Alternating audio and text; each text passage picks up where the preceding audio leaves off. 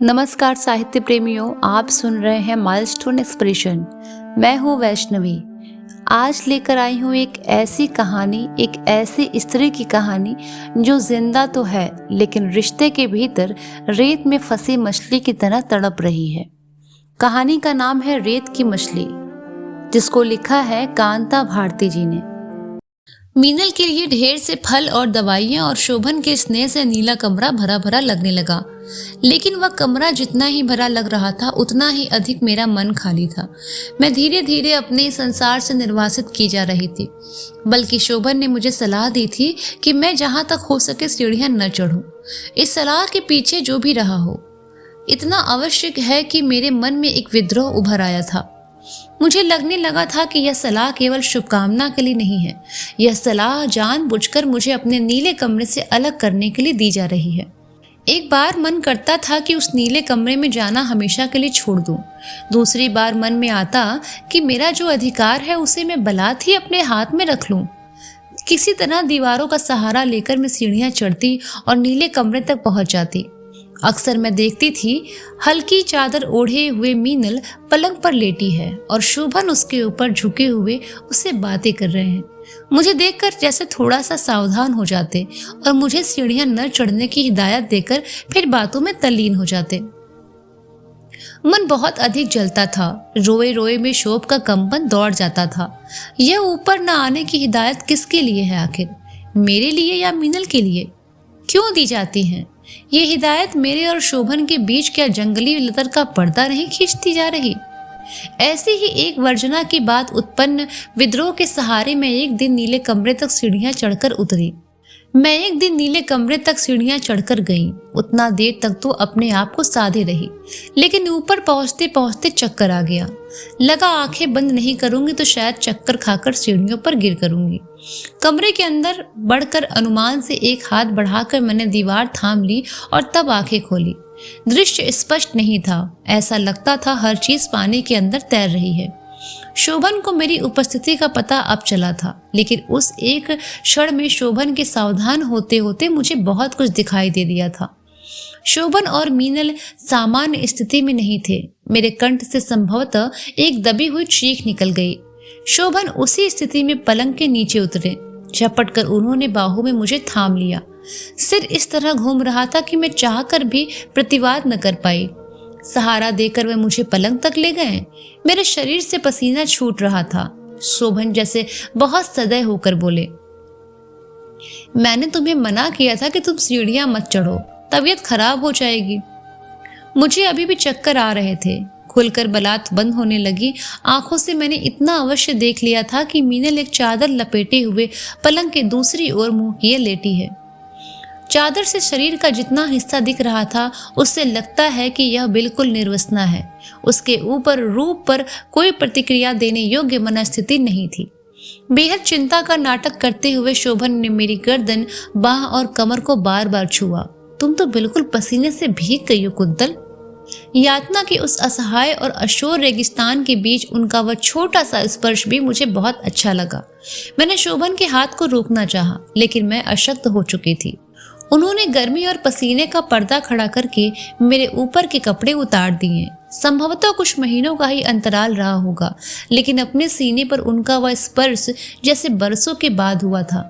पलंग पर मीनल की ओर से कुछ आहट हुई। उसने करवट बदली थी। करवट बदलकर संभवतः उसने देखा भी होगा। शोभन ने मुझे कंधों में समेट लिया। उसका शरीर उत्तेजना से कांप रहा था। एक गहरे चुंबन के बाद उन्होंने मेरे कान में कुछ कहा। आधी बेहोशी की अवस्था में मैं सुन नहीं सकी। उन्होंने मेरे दोनों पैर पलंग पर खींच लिए। उनकी दोनों हथेलियां गर्म और तपती हुई मैंने अपने पैरों और कमर पर महसूस की। नहीं शोभन नहीं, मैंने अस्फुट स्वर में कहा। उत्तर में शोभन ने भी कुछ कहा, लेकिन उसी तरह अधलेटे उन्होंने मीनल को अपने निकट खींच लिया।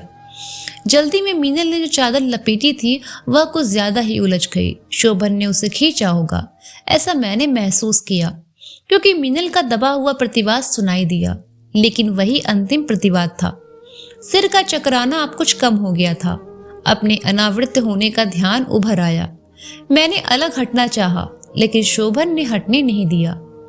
मीनल को उन्होंने इस तरह खींचा कि उसका सिर मेरी गोद में आ गया। और उसकी एक बाह मेरे पैरों के दूसरी ओर आकर उलझ गई। यह भी संभव है कि मीनल ने जानबूझकर यह बाह उलझा ली हो। शोभन किसी लोलुप की तरह उस पर झुक गए।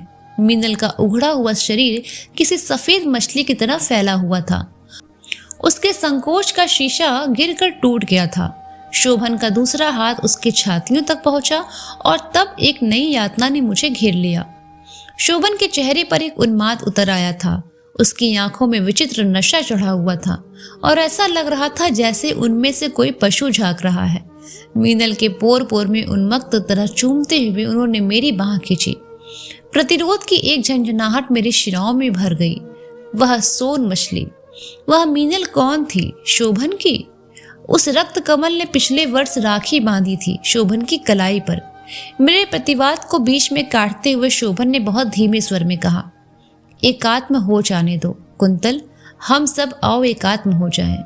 मैं, मीनल, तुम, हम सब में उस सुख को बहने दो। उनकी आंखों का पशु बाहर आ गया था। अपने आप को समेट कर वे मीनल के ऊपर आए। मीनल की उंगलियां मेरी बाहों में कसकर चुभ गई और उसने एक गहरी सिसकी ली। मीनल जैसे एक उफान भरा हुआ समुद्र बन गई थी और बार बार ऊंची लहरें उठ रही थी। शोभन ने उसके वक्ष को मसलते हुए कहा, जोर से उसे खींच लिया। मीनल के कंठ से एक दबी हुई चीख निकली। वे दोनों पसीने से नहा गए थे। थोड़ी देर ज्यों के त्यों हाफने के बाद मीनल को जैसे अचानक होश आ गया। वह छटपटाकर अपने आप को ढकने के लिए चादर खोजने लगी, लेकिन उस चादर से अब क्या छुप सकता था? सत्य इतना बड़ा था जिसे दुनिया की कोई चादर अब छुपा नहीं सकती थी। उस दिन शाम तक दर्द बहुत बढ़ गया। मैं बेचैन हो उठी।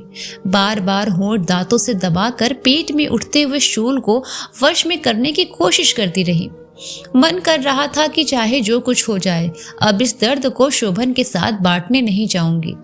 यह संयोग ही है कि पूजा समाप्त करने के बाद शोभन की माँ जाने क्या खोजती हुई मेरे कमरे में आई। मुझे देखकर चकित रह गई। हड़बड़ाकर बोली, अरे मुझे पहले क्यों नहीं बताया कुंतो? अरे शोभन, शोभन। शोभन को आवाज देती हुई वे तेजी से आंगन की ओर भागी। क्षण भर में उन्होंने पूरे घर में शोर मचा डाला। शोभन और मीनल किसी तरह जल्दी जल्दी नीचे आ गए। माँ उन्हें देखते ही उन पर बरस पड़ी। अरे तू कैसा पति है शोभन? तुझे इतना भी नहीं पता कि बहू की क्या हालत है? जल्दी कर, बहू को अस्पताल ले चल। अभी? शोभन ने अवाक होकर कहा। अरे और फिर क्या, पागल हो गया है? माँ उनके ऊपर फिर चिल्लाई। अस्पताल से मुझे आमतौर पर नफरत थी। अस्पताल की गंध से मुझे चक्कर आने लगते थे। फिर भी मैंने अपने मन को पक्का किया। घर से बाहर आते आते जाने क्यों उस जंगली लतर पर दृष्टि टली गई। लतर अब बहुत बुरी तरह से फैल चुकी थी। जाने क्यों पहली बार मेरे मन में आया कि अब कोई उपाय नहीं है। कितना भी चाहूं यह लतर तो बढ़ेगी और इतनी बढ़ेगी कि समूची फूल बगिया को ढक लेगी। अस्पताल पहुंचते पहुंचते मेरी हालत और बिगड़ गई। डॉक्टर ने परीक्षा की और चिंतित हो आई। उस समय डॉक्टर ने शोभन और माँ को अलग से ले जाकर क्या कहा था मैं सुन नहीं पाई थी। ये बाद में ही मालूम हुआ था कि बच्चे की हृदय गति बहुत धीमी हो गई है। मेरा शरीर भी नीला पड़ता जा रहा। डॉक्टर ने कहा था कि बड़ा ऑपरेशन किए बिना जान को खतरा है। उपाय कुछ था भी नहीं। हल्के से कहीं अंदर की ओर से एक मृत्यु भय उभरा। ऑपरेशन बहुत जरूरी है। ऑपरेशन बहुत गंभीर है। उसके बिना क्या होगा, और अगर ऑपरेशन स्वयं सफल न हुआ तो? मृत्यु भय मेरी आंखों के आगे अंधेरे पर्दे की तरह झिलमिलाने लगा। एक क्षण वह अंधेरा पर्दा फूलबगिया के जंगली लतर का गुच्छा बन जाता है।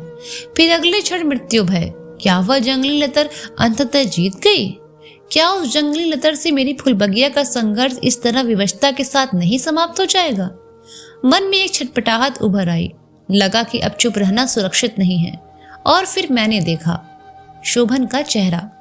आंखों के सामने खिंची हुई मृत्यु भय की चादर से जो कुछ दिखाई दिया उसको लेकर कोई अनुमान लगाया नहीं जा सकता था। शोभन का चेहरा गंभीर था, लेकिन उस गंभीरता की व्याख्या करने लायक चेतना नहीं थी। एक बार मैंने देखा कि उसी तरह गंभीर झुके हुए वे किसी फॉर्म पर दस्तखत कर रहे हैं। मृत्यु भय की दरखास्त फिर उभर आई थी। शोभन ने फॉर्म पर दस्तखत करने से इनकार क्यों नहीं किया? उनके मन में क्या है? फूलबगिया की उस जंगली लतर से शोभन का कोई समझौता तो नहीं? एक गोपनीय रहस्यमय समझौता कि वह लतर जब जब फैलेगी शोभन अपने मन का समर्थन कर देंगे।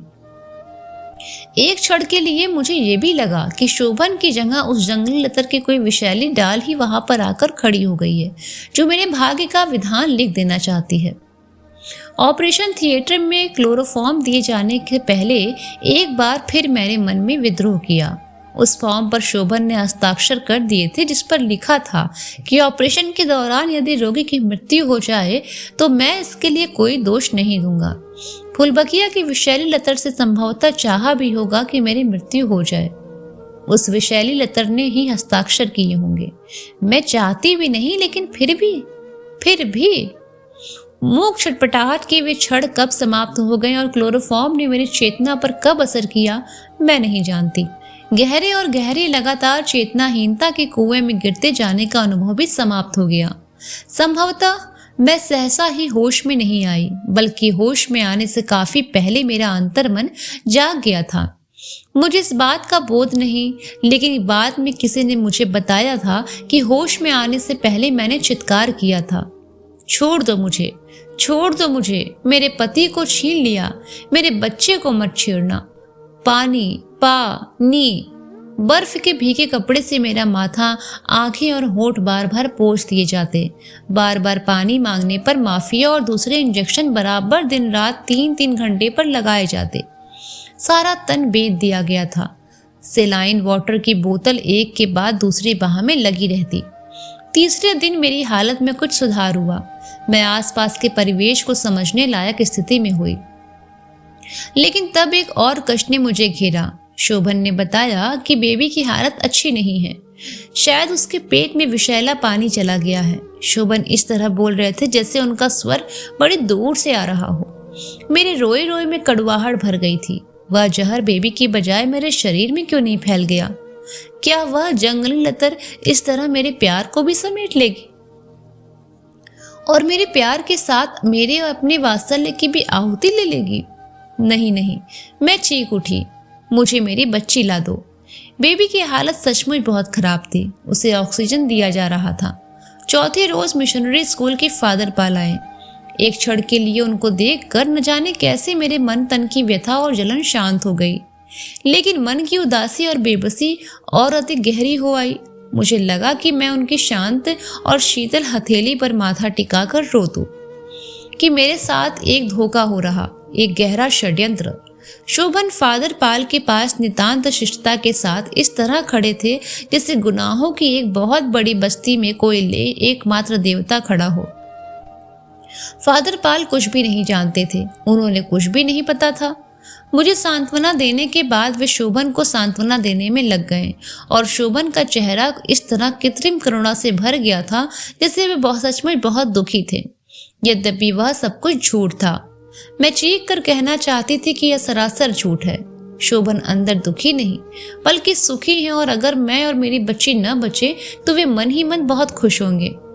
लेकिन वह सब कुछ चाहकर भी कंठ से बाहर नहीं आया, जैसे उसी जंगली लतर ने बलात् मेरे कंठ को घोट दिया। फादर पाल अपने साथ एक तस्वीर लाए थे, शिशु क्राइस्ट को गोद में लिए हुए वर्जिन मेरी की तस्वीर। उसे उन्होंने मेरे ठीक सामने वाली दीवार में टांग दिया। मेरी आंखों में उभरी हुई यातना की जलन फिर शांत होने लगी, शायद उस तस्वीर को देखकर। फिर उन्होंने प्रार्थना की। कह नहीं सकती कि उनकी प्रार्थना का ही असर था, लेकिन दूसरे दिन शाम तक बेबी की हालत में चमत्कारिक सुधार हुआ। शाम को जब फादर पॉल दोबारा आए तो बेबी ने जीवन में पहली बार अपनी माँ का दूध पिया था। फादर पॉल मुझे और बेबी को आशीर्वाद देकर शोभन के साथ बातचीत करते हुए बाहर चले गए। बेबी की हालत में सुधार के साथ साथ मेरे स्वास्थ्य में भी अंतर पैदा शुरू हो गया था, लेकिन एक अनुभव मुझे लगातार हो रहा था कि जैसे जैसे मेरी हालत में सुधार होता जा रहा है, मुझे महसूस होता जा रहा था कि जैसे आसपास अस्पताल के इस कमरे में भी किसी तरह वह जंगली लतर उगाई है और अक्सर मुझे नींद में आ जाती है।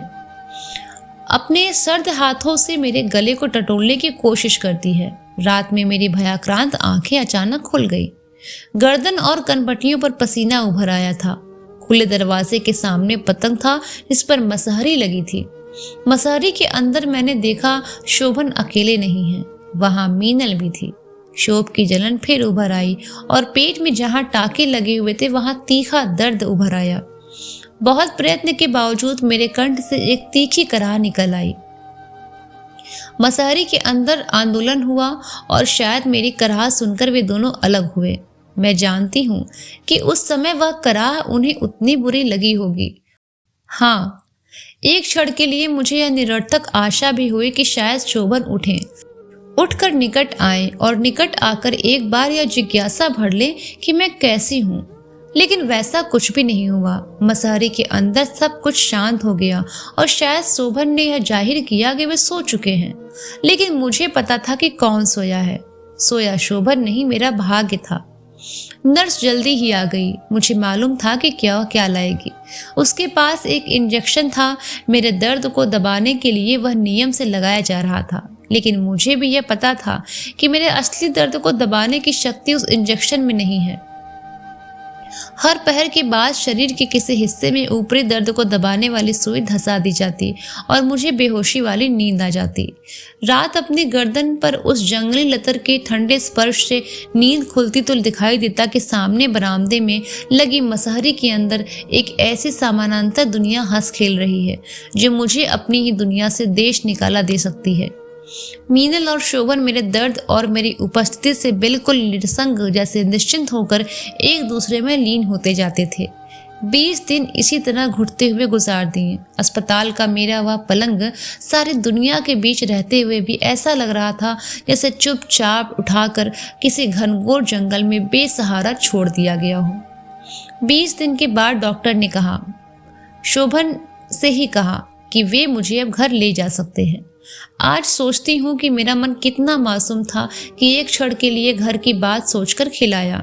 लेकिन फिर मुझे लगा कि अपना कहने के बावजूद वह घर अब मेरे लिए अजनबी बन चुका है। और सचमुच वह अजनबी बन चुका था। मेरी फुलबगिया मेरी नहीं लग रही थी। जंगली लतर ने उसके पौधों को बुरी तरह घेर लिया था। सीढ़ियां चढ़ने की मनाही थी, इसीलिए ऊपर अपने नीले कमरे तक नहीं जा सकी। मुझे याद है मेरा मन कितना तड़पा था कि मैं ऊपर जाकर एक बार देख लूं कि नीला कमरा कैसा है। मुझे विश्वास था कि वहां बहुत कुछ बदल गया होगा। मीनल की अपनी रुचि का हो गया होगा। संकट के उन दिनों में वे माँ और पिता भी वहां गए थे, जिनसे संबंध टूटने की कीमत चुकाकर भी मैंने शोभन से रिश्ता जोड़ा था।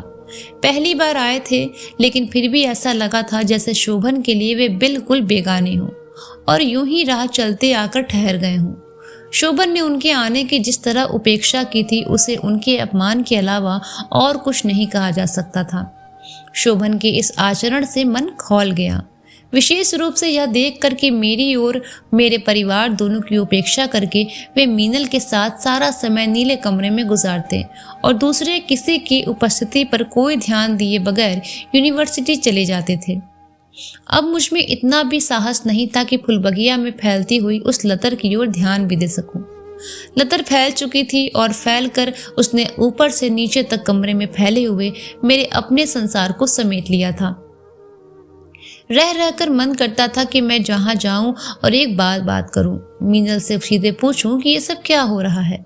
अभी थोड़े दिन पहले की बीमार, टूटी हुई और अकेली निरीह मीनल का चित्र आंखों के सामने आ जाता। अभी एक दिन ही कितने हुए थे वह जब घर में डरते डरते आती थी और शोभन से एक आध किताब लेकर दबी घुटी सी वापस चली जाती थी। फिर पिछले ही रक्षाबंधन में तो उसने शोभन की कलाई पर राखी भी बांधी थी। तब पहली बार उसने शोभन को भाई कहा था और निकटता का पहला रिश्ता तैयार किया था। लेकिन नीले कमरे तक पहुंचने के लिए उस राखी के अंदर कितना बड़ा षड्यंत्र छुपा था। बार बार रक्त की उल्टियां करता हुआ क्षय से पीड़ित उसका चेहरा भी मुझे याद आया और फिर यह भी याद आया कि कैसे उस भयंकर रोग का खतरा झेल कर भी कैसे मीनल की सेवा की थी मैंने, सिर्फ इसीलिए कि उससे शोभन का कोमल दिखने वाला मन जुड़ा था और इसीलिए कि अपनी उस बहन को शोभन का एक रक्त कमल मानते थे। मुझे नहीं पता था कि रक्त कमल का वह एक मुखौटा था और उस मुखौटे के पीछे जंगली लतर की भयानकता छुपी हुई थी। मुझे सीढ़ियां चढ़ना मना था। कई बार मन करता था कि जबरदस्ती सीढ़ियां चढ़ूं और उसके बाद जो कुछ हो उसे भुगत लूं, फिर चाहे वह कितना ही घातक क्यों ना हो, कितना ही घातक हो, वह मेरी इस घुटन से भी तो कम ही होगा। आखिर एक दिन शोभन दिखाई दिए। बड़ी कठिनाई से साहस बटोरकर मैंने उन्हें आवाज दी। आकर वे इस तरह खड़े हो गए जैसे किसी भटके हुए राहगीर ने उनसे रास्ता पूछा हो। एक क्षण के लिए मैंने उनकी आंखों में झांका, लेकिन वहां केवल शून्य था। मेरे पहचानने लायक यहाँ कुछ भी नहीं था। जैसे खाली आंखों से उन्होंने मेरी ओर देखा। उससे मैं स्वयं डर गई। शोभन जल्दबाजी करते हुए बोले, क्या बात है भाई, जल्दी बोलो, मुझे देर हो रही है। उनके शब्दों से मैं तिलमिला गई। शोभ से मेरा शरीर जलने लगा। अब तुम्हारी आंखों में मेरा यही मूल्य रह गया है। इसी दिन को देखने के लिए मैंने तमाम दुनिया से निर्वासन किया था। तुम बहुत महान हो शोभन कि कल ही तुम मौत के मुंह से मैं वापस लौटी हूँ और आज तुम कह रहे हो कि जल्दी बोलो, काम क्या है? मीनल से भी कभी बोले हो ऐसे? अब मुझे याद नहीं है, लेकिन बहुत दिन हो गया है मैंने उससे कह डाला है। पहले तो सब कपाते हुए सुनते रहे, फिर उनके चेहरे पर एक क्रूरता और कठोरता उभर आई। तेजी से घूमकर बाहर जाते हुए बोले, बिस्तर पर लेटे लेटे तुम्हारा दिमाग खराब हो गया है, उसका कोई इलाज नहीं है। उन्हें इस तरह दरवाजे से बाहर जाते हुए मैंने देखा और विवश होकर रो पड़ी। मुझे लगा था कि अब इस तरह से घुट कर रोने के अलावा कोई दूसरा उपाय नहीं है। मैं रोई और लगातार रोती रही। मुझे मालूम था कि मुझे सांत्वना देने के लिए अब ये वापस नहीं आएंगे। वापस वे आए भी नहीं।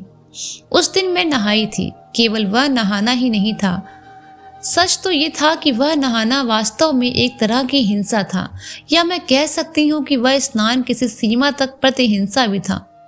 जो कुछ भी हो रहा था उसका उत्तर कुछ तो देना था ही। हाँ, वह उत्तर केवल एक तात्कालिक प्रतिक्रिया था, यह मैं आज कह सकती हूँ।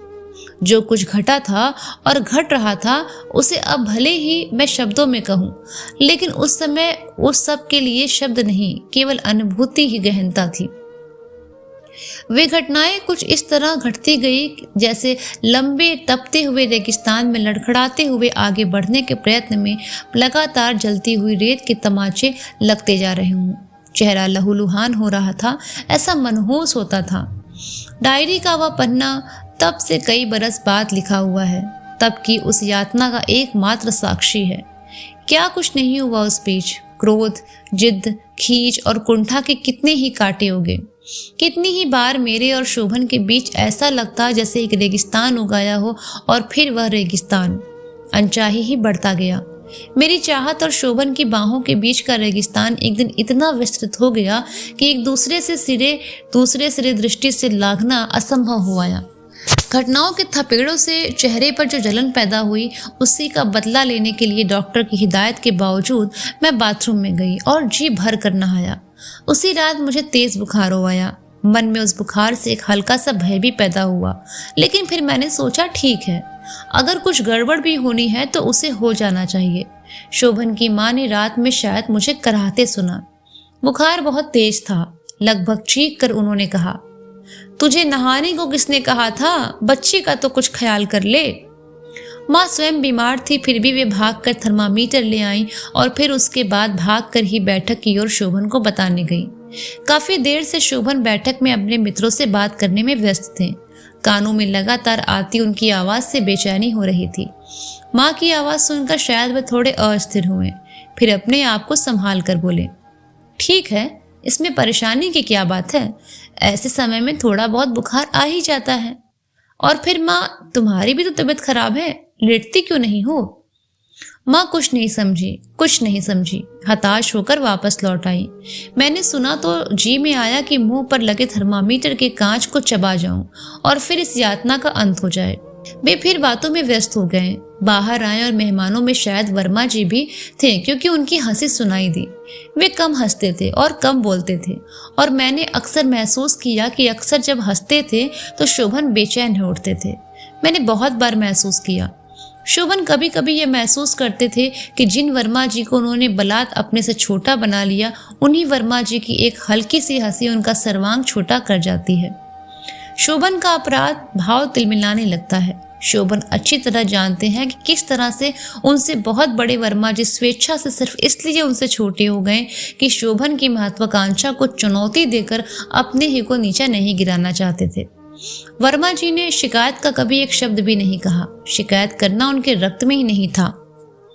जो कुछ था उसे वह सहेज कर सहज स्वीकार करना। उन दिनों की मुझे बहुत याद आती है जब वर्मा जी ने शोभन से कहा था कि जिस तरह साहित्यिक मूल्यों के पुनर्ंकन के लिए वे एक ऐसी पुस्तकार पत्रिका निकालना चाहते हैं जिसमें लेख, कविताएं, रिपोर्टाज, लघु उपन्यास और कहानियां आदि सभी कुछ हो और जो लेखक का समग्र प्रतिनिधित्व करता हो। शोभन के चेहरे पर हमेशा जैसी एक कुटिल मुस्कुराहट आई थी।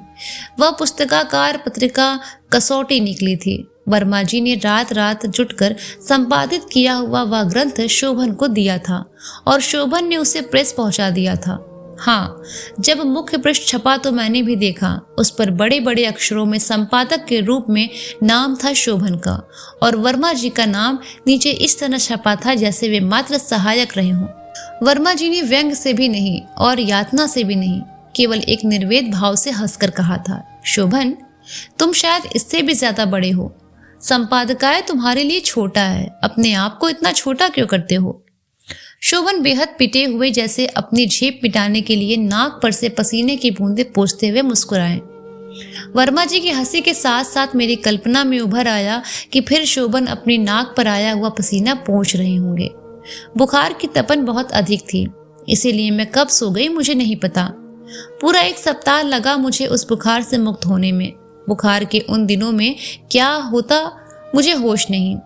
मैं थोड़ा थोड़ा ये भी सोचने लगी थी कि शायद इस बुखार से मुझे मुक्ति मिल जाए, लेकिन मुक्ति का रास्ता बुखार से नहीं निकला। बुखार धीरे धीरे उतर गया। हाँ, ये ज़रूर है कि अब शोभन थोड़े से तटस्थ हो गए थे। तटस्थ शायद इसलिए भी हुए कि हो सकता है मित्रों के साथ कोई नई साहित्यिक योजना बनाने लगे हों। सामान्यतः शोभन साहित्यिक मित्रों से भी दूर रहते थे। हाँ, उन्हें निकट बुलाया जाता था जब शोभन को अपनी महत्वाकांक्षा की कोई नई सीढ़ी चढ़नी होती थी। उस नई सीढ़ी का खाका उनके मन में तैयार हो जाता, इसीलिए साहित्यिक मित्र दोबारा जुड़ने लगते थे। उन साहित्यिक मित्रों के कारण ही शायद मीनल कांड भी धुंधला पड़ गया था और इसी बीच मीनल की छुट्टियां भी समाप्त हो गई थी। शरीर का घाव भर गया, लेकिन मन का घाव नहीं भरा।